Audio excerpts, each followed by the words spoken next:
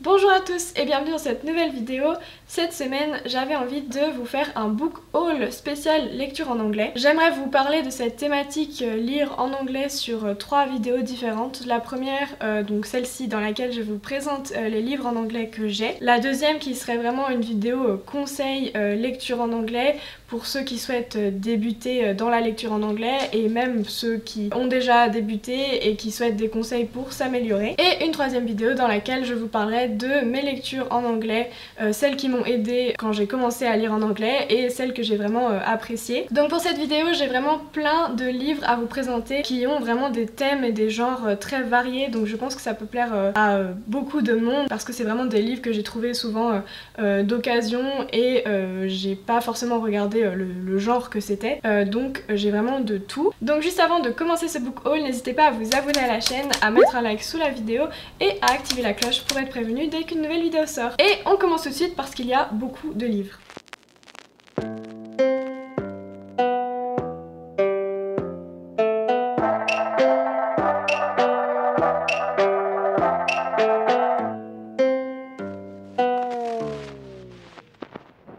Donc le premier livre dont je voulais vous parler s'appelle Ready Player One, qui est un livre de Ernest Cline, publié en 2011 et il s'agit de science-fiction. C'est un best-seller et c'est le premier roman de l'auteur. Donc c'est un roman qui va vraiment mélanger beaucoup de pop culture des années 80. Et vous le savez sûrement, il y a un film qui est sorti en 2018 à partir de ce livre, donc qui s'appelle aussi Ready Player One. Et c'est un film de Spielberg que je n'ai pas vu, donc je ne sais pas si je commence à voir le film avant de lire le livre ou l'inverse. Pour ceux qui ne connaîtraient pas l'histoire, le récit se passe en 2045 dans un monde vraiment envahi par beaucoup de catastrophes et de déceptions. Et donc il existe ce jeu qui s'appelle Oasis, donc c'est un monde virtuel dans lequel les humains se plaisent à s'y perdre puisque le monde réel est devenu tellement triste et tellement difficile à vivre que ce monde virtuel apparaît vraiment comme un paradis et un échappatoire nécessaire. Et donc dans cette histoire, lorsque le créateur du jeu décède, il laisse derrière lui une immense fortune qu'il décide de léguer à la personne qui trouvera dans ce jeu un easter egg, donc un objet caché. Donc l'histoire va vraiment tourner autour de ce personnage principal qui va tenter par tous les moyens de trouver ce fameux easter egg caché dans le jeu. Le deuxième livre dont je voulais vous parler s'appelle Emotionally Weird de Kate Atkinson et c'est un livre paru en 2000, donc c'est un roman comique et sa traduction en français c'est Sous l'aile du bizarre. Il s'agirait donc d'une sorte de satire entre professeurs et élèves d'une université dans les années 70 et donc apparemment le livre va vraiment mêler plein de situations loufoques et très mystérieuses et va vraiment finir par brouiller la frontière entre la réalité et l'imaginaire. Alors c'est vrai que c'est toujours difficile lorsqu'on n'est pas anglophone de lire des romans comiques parce qu'on a parfois du mal à saisir les blagues ou certains traits d'humour qui peuvent être un peu décalés par rapport aux nôtres. Donc c'est vrai que souvent ce genre de lecture peut être assez compliqué à saisir, donc si vous débutez vraiment dans la lecture en anglais, peut-être que ce n'est pas le livre par lequel il faut commencer. Ensuite on passe au livre The Cruel Prince qui est une série fantasy sortie en 2018 et écrit par Holly Black et il s'agit d'un best-seller américain. Alors c'est vraiment un livre dont j'ai entendu parler partout sur Instagram, j'ai entendu autant des bonnes critiques que des mauvaises critiques, donc je sais pas trop quoi en penser, mais de ce que j'ai pu entendre, il me semble que pour les personnes qui aiment vraiment ce genre d'histoire fantasy, je pense que ça plaît vraiment, et pour les personnes qui ont moins l'habitude de lire ce genre de récit, c'est vrai que ça peut être un peu compliqué. Donc personnellement c'est pas du tout le genre de livre que je lis, donc je sais pas du tout si ça va me plaire, mais on va bien voir. Donc pour résumer, ce livre est le récit d'une jeune fille qui a été enlevée au monde des mortels lorsqu'elle était jeune et qui va se retrouver dans un monde de créatures magiques. Et il me semble qu'elle a été élevée dans un milieu assez aisé puisqu'il me semble qu'elle est pourchassée ou en tout cas qu'elle est recherchée par le prince Cardan qui voudrait lui nuire. Donc voilà, c'est tout ce que j'ai réussi à comprendre du résumé. Et je pense qu'il vaut mieux lire le récit pour vraiment rentrer dans l'histoire et dans l'univers. Ensuite passons au livre Conversations with Friends qui est un livre de Sally Rooney et j'adore cet auteur, c'est l'auteur qui a écrit Normal People et donc c'est un de mes livres préférés. Elle a aussi écrit un autre livre qui s'appelle Beautiful World Where Are You, que j'ai beaucoup vu sur Instagram et qui a l'air aussi vraiment super beau et super bien écrit. Donc ce livre aussi est sorti en 2017 et il se déroule à Dublin. C'est le récit de deux anciennes amantes qui sont désormais amies très proches et qui vont faire la rencontre de deux artistes, une photographe et un acteur, et ensemble ils vont devenir très proches et se mettre à refaire le monde, à critiquer la société d'aujourd'hui et surtout le capitalisme. Et dans cet échange va se mêler beaucoup de sentiments nouveaux qui va parfois mettre en péril cette amitié à quatre. Donc c'est vraiment le récit de jeunes contemporains qui ont beaucoup de mal à trouver leur place dans la société d'aujourd'hui. Et maintenant laissez-moi vous présenter The Circle, qui est un best-seller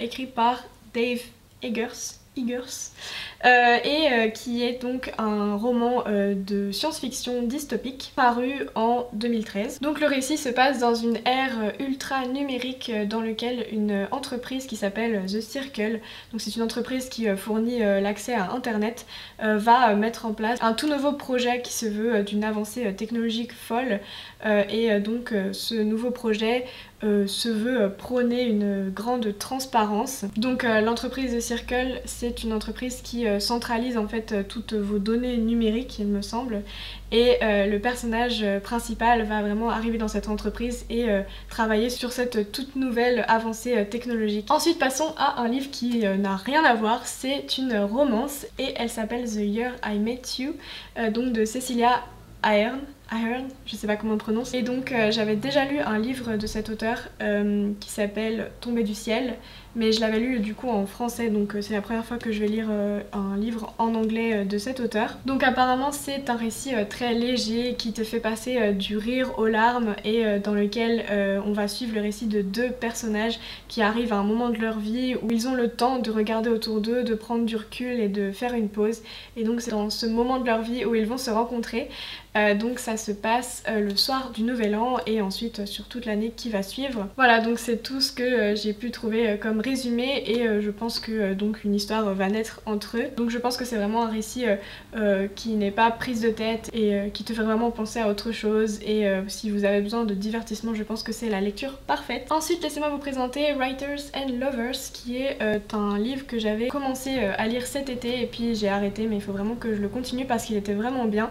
Donc c'est un best-seller américain écrit par Lily King et sorti en 2020. Et donc c'est l'histoire d'une écrivaine qui peine à retrouver goût à la vie après le décès de sa mère et après avoir vécu la tromperie de la part de son mari. Donc c'est un récit qui a l'air assez triste, mélancolique, nostalgique. Donc si jamais vous ne vous sentez pas dans un très bon mood, je ne vous conseille peut-être pas cette lecture. C'est vrai que le début du livre est assez triste, donc si vous ne vous sentez pas super bien, peut-être qu'il faudrait penser à une autre lecture avant celle-ci, même si ça a l'air d'être vraiment un récit très bien écrit et très beau. Voici à présent The Chrysalide, qui est un livre sorti en 1955 et il s'agit d'un roman d'anticipation. Donc le récit se déroule dans un monde post-apocalyptique dans lequel plusieurs groupes de population se sont isolés et l'histoire va se concentrer sur une société orthodoxe chrétienne. Donc cette société a pour horreur tout ce qui est déformé en raison des radiations résiduelles dues à la catastrophe. Tout ce qui est déformé va donc être banni et le récit va donc mettre en scène un groupe d'enfants qui se découvrent un don pour la télépathie et qui sont malheureusement forcés de se cacher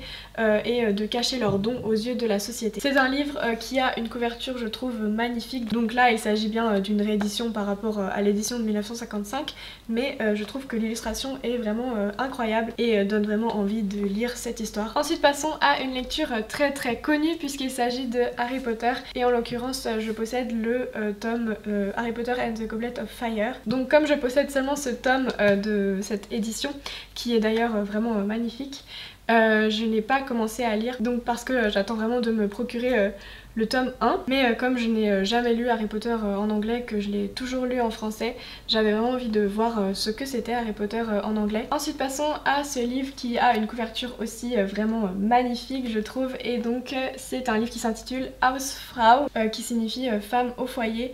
et c'est un livre de Jill Alexander Essbaum. Et donc il s'agit ici d'un best-seller américain sorti en 2015 et qui fait partie du genre de la fiction psychologique et de la fiction domestique. C'est un récit qui se veut aborder les questions de l'identité féminine et de la quête de soi. Donc l'histoire met en scène une femme au foyer qui est mariée à un riche banquier suisse et qui va faire face à un ennui énorme dans lequel elle va essayer de sortir en testant beaucoup d'aventures différentes et en essayant de remettre du piment dans sa vie. Donc voilà, j'ai vraiment hâte de découvrir cette histoire et je pense que c'est une de mes lectures très prochaines. Avant-dernière lecture que j'ai à vous présenter, il s'agit de The Last Thing She Remembers de J.S. Monroe.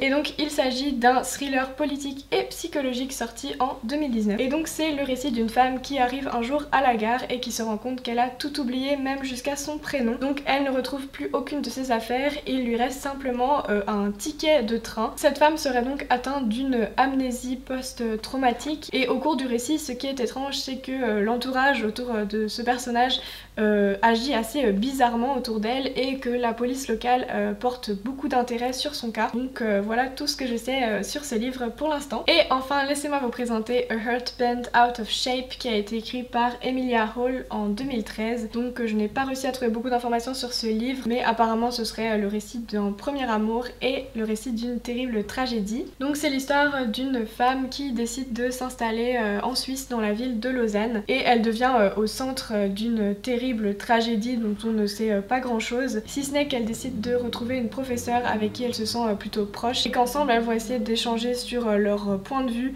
vis-à-vis de cette fameuse nuit dans laquelle est arrivée cette terrible tragédie assez mystérieuse. Donc voilà, je n'ai pas beaucoup plus d'informations sur ce livre et j'ai du mal à savoir quel est le genre de ce livre, si c'est plutôt un thriller ou un mélodrame, je ne sais pas trop. Voilà, j'espère vraiment que ce book haul vous aura plu et qu'il vous aura donné envie de vous procurer plein de nouveaux livres en anglais. Et si jamais vous n'avez encore jamais lu de livres en anglais, j'espère que ces petites présentations de livres vous auront donné envie de vous mettre à lire en anglais. Donc c'était la première partie de cette thématique sur les lectures en anglais et dans 2 semaines on se retrouve pour une vidéo vraiment consacrée à mes conseils personnels pour apprendre à lire en anglais et pour se lancer dans la lecture en anglais. En attendant, n'hésitez pas à me dire dans les commentaires quel est le livre qui vous a donné le plus envie de vous procurer et aussi quelle est la couverture que vous avez préférée. Moi je pense que le livre dont j'aime le plus la couverture c'est soit celui-ci ou soit celui-ci. N'hésitez pas à vous abonner à la chaîne, à mettre un like sous cette vidéo